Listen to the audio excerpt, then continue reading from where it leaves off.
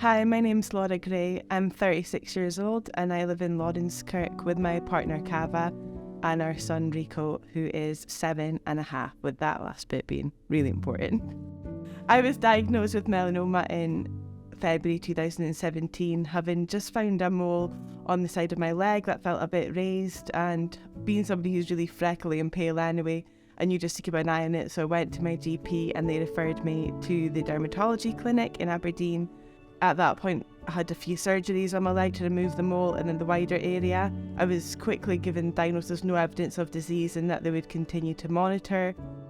It was in March of 2020 that I was confirmed that melanoma had returned and that I would have to undergo a lymph node biopsy in my groin, which really meant I was going to spend about 10 days in hospital. But because COVID was happening, there was that hope that everything could change quite quickly.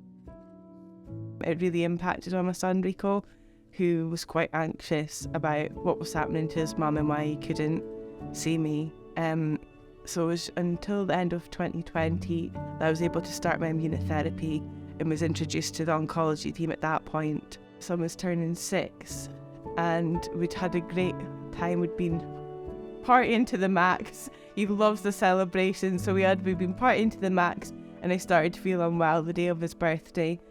And I went to the GP and they said, oh yeah, you've got a wee bit of infection. And as soon as I went home, I started to feel really poorly. So I'd contacted the cancer line and went into the hospital via the cancer line. And when I was there, I was fortunate to again have all the scans and x-rays undertaken quite quickly.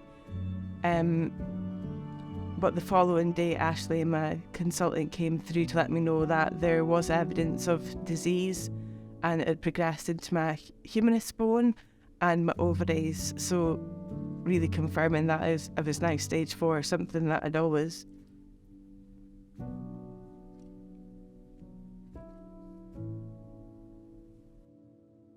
I was hoping that would be the one thing that wouldn't happen to me, that it was going to be different.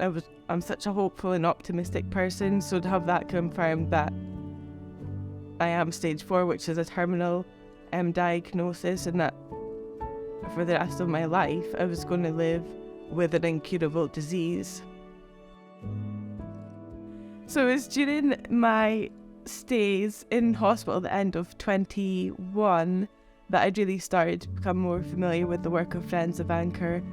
They would bring things like the fan I wasn't able to eat, so they would bring in the ginger sweeties, all those things that, because life had changed so much in COVID, that I hadn't even been aware existed. And it was those little touches that were really significant in helping everybody feel a bit more normal and a bit more cared for. Ashley had contacted me one day to say that her and my mum had been hatching up a bit of a plan, and that I'd been gifted a memory making day from Friends of Anchor.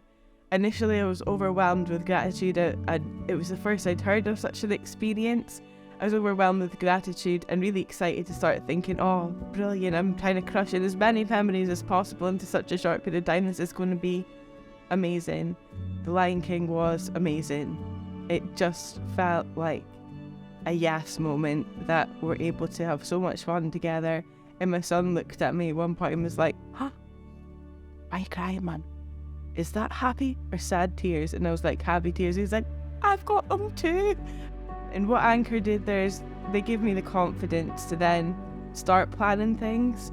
We'd probably had a pause and not planning ahead, and because of the what ifs, I was in and out of hospital so much. So knowing that I could do it and have good times, I've really continued on that streak. I've continued to book things, go to concerts, go do things with Rico every day.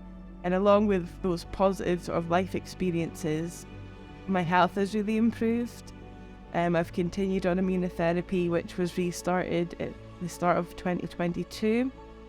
And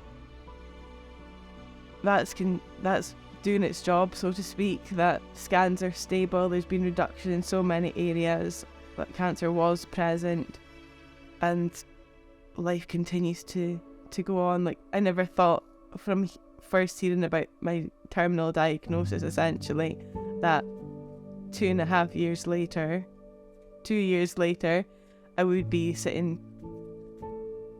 sharing my story, thinking about going into Courage of the Catwalk. But I am. Cancer isn't going to rule my life.